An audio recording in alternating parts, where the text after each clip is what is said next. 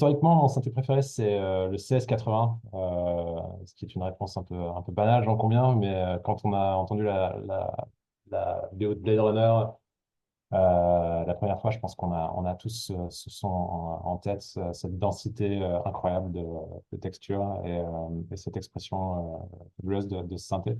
J'ai pu passer la vidéo de mon confrère Olivier Delvine qui parlait du Jupiter 8, qui a un prix complètement prohibitif aujourd'hui, et le CS80, c'est bien entendu une machine qui est complètement inabordable. On a de la chance aujourd'hui parce qu'il y a des constructeurs qui s'intéressent à refaire ce genre de bécane. Et on a Black Corporation qui a sorti il y a quelques temps le Descartes Dream, qui est une reproduction du CS80. Il manque des choses, mais le son est là et c'est vraiment une machine que j'aime beaucoup. Ça, c'est pour le passé. Si on parle du présent, c'est le Moog One, qui est un polyphonique de Moog, qui est aussi pas donné. Moi, j'ai eu la chance de l'acheter quand il est sorti, donc il était quand même nettement moins cher que maintenant. C'est une machine incroyable parce elle a à l'intérieur tout ce qu'on peut rêver en termes de qualité analogique et en même temps de modulation numérique. C'est une machine qui peut être extrêmement précise, extrêmement épaisse, elle peut même être froide. C'est vraiment une machine fabuleuse à programmer et un vrai terrain de jeu.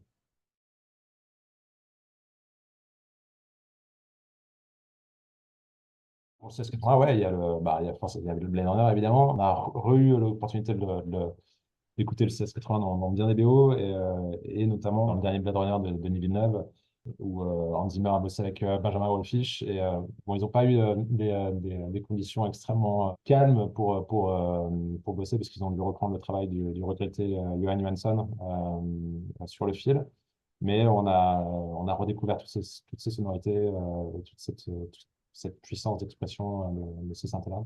Pour le Muguan, malheureusement, je n'ai pas, j'ai pas de, hormis mon propre travail dans lequel je prends beaucoup de plaisir à l'utiliser, j'ai pas de morceau.